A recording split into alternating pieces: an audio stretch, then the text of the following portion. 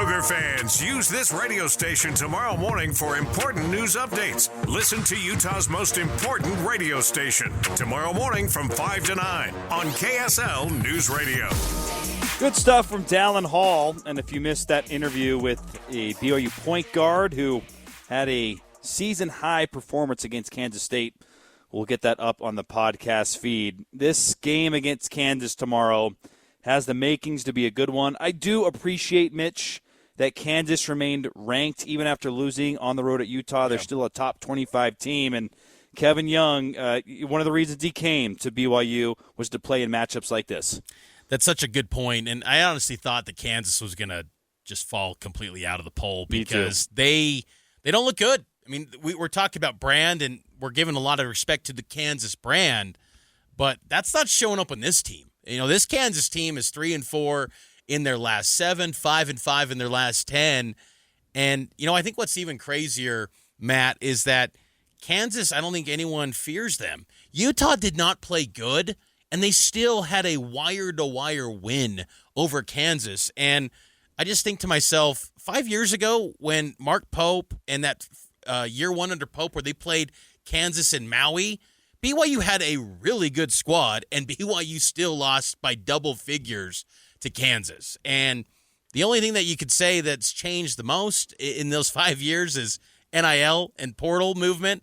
And maybe it's been a challenge for Kansas because they've signed the all-star transfer guys, but the pieces don't seem to be working. A.J. Storr, the heralded guy from Wisconsin, he's not even impacting games. They still got Hunter Dickinson in the post, and you know the stats. He's great, but he's not winning at Kansas. And I feel like, yes, he gets his, but is the team, is the program better with him? I don't know. So defensively, Kansas can still be elite, but offensively, they had some real issues against Utah. And I think BYU, if they get things rolling early, Matt, this could be one of those statement where the nation just looks at the names and goes, BYU hammers Kansas.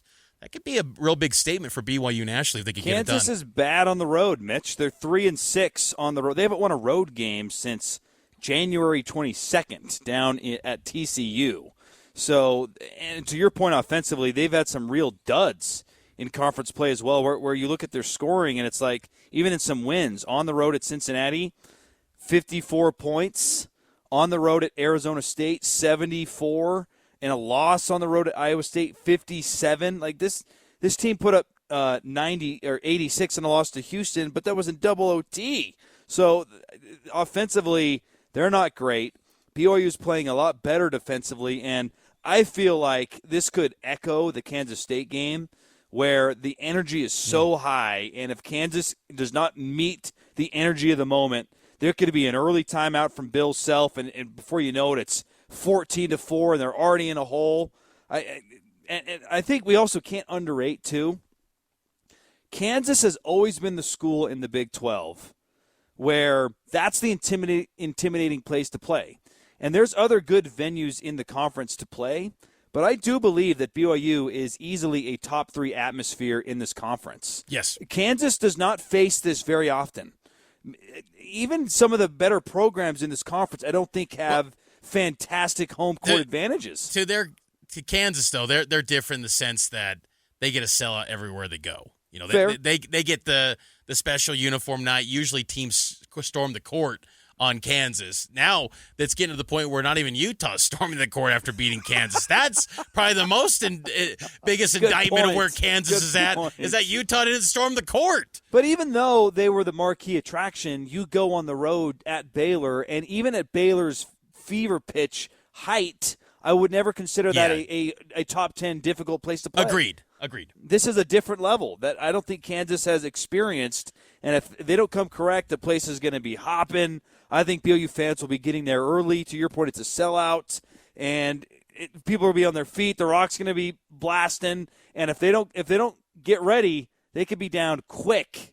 And honestly, I feel like that's going to happen, Mitch. I know we're not doing bold predictions or anything on this show. That's reserved for Cougar Sports Saturday. But if I had to give you a bold prediction, I think BYU's up double digits within 3 minutes. Ooh, I like that. You know, Kevin Young, he was, you know, when you asked him earlier today about, you know, the energy, kind of the excitement of this game and staying focused on the task at hand. This was Coach Kevin Young on this big matchup against KU. We need to win ball games. Like our group hasn't really been a group where it's gotten too high or too low. We've been really business-like with our, approach each practice and each game, regardless of who the opponent is. And so that's just kind of how we're going to approach this one as well. I think you can also add in, BYU goes there last year, beats them at their place. They come out here, they've lost a couple in a row. You can make that narrative, they're going to be hungry and this and that. Well, so are we. We've played a couple good games in a row, but we're hungry as well. And so I think all that stuff kind of goes out the window once the ball gets thrown up and you just got to execute the game plan. I like that comment from Kevin Young that, hey, so are we. We're hungry too. Like BYU does not feel like they've arrived. I think the vibes are good right now, and BYU, by all accounts, by many bracketologists, have the Cougars on the right side of the bubble, but still, like you lose this game, and then that could snowball quick, and then suddenly you got another 3-game skid in the Big 12. I mean, this thing can change in a hurry in this conference, so you got to stack up another win. And getting this win, too, I think would make the resume a lot more complete. They're always going to struggle with the non-conference because it was so weak. But if they've already stacked up a couple nice wins here in conference play of late, they just need one, maybe two more signature wins, and they've got opportunities. And, of course, you have to beat West Virginia and Utah at home. You cannot lose those games, otherwise you're right back on the bubble. But if you can get one of the three remaining difficult games, Iowa State, Arizona, Kansas, I think you're in a great chance to get to March. And then if this team can get there, Mitch, I love this team's chance to make some noise because I think they have all the makings of a team that can go on a little run. They have great shooting. They have versatility. They have athleticism. They've got veteran leadership. They just need to get to March, and winning tomorrow night would go a long way to getting you there. I'm with you there, and I'm intrigued to see how BYU matches up with Hunter Dickinson. They did a solid job last year, and Dickinson struggled from the free throw line a season ago in the matchup against BYU. But can you imagine him shooting two in front of the Rock in the second half with free chicken on the line? That's going to be a viral moment. Hunter Dickinson missing two free throws with Chick-fil-A on the line. I always wonder what the players from opposing teams are wondering or going through their mind when they miss the first and then it when just they make the up. second, it just boo, boo. They're probably like, I know you're cheering for BYU, but are you that mad that I made a free throw? You guys are up by 10. What gives? So Chick-fil-A will be on the line when Chick-fil-A. If everyone's getting Chick-fil-A when Dickinson goes to the line, he's going to brick too.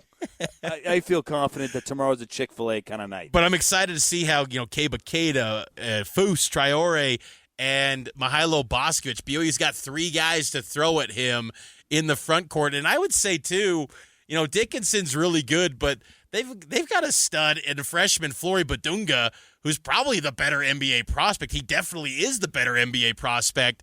If they get him on the court, he's kind of like a Keita, and those two going at each other would be something, quite a sight to see. So really good talent on the floor, and I think that's what's fun too, Matt, is that BYU is not outclassed. I think a couple years ago when the invite to the Big 12 happened, it was feeling of, can you even compete? Well, now you're not only going to be hosting BYU or Kansas, you're going to be the favorite, and it's going to be a huge stage for BYU. Cougar Nation, sponsored by Central Bank. We will have coverage of BYU and Kansas from the Marriott Center tomorrow night. You can listen to the call right here on KSL beginning at 7. Talk to you tomorrow.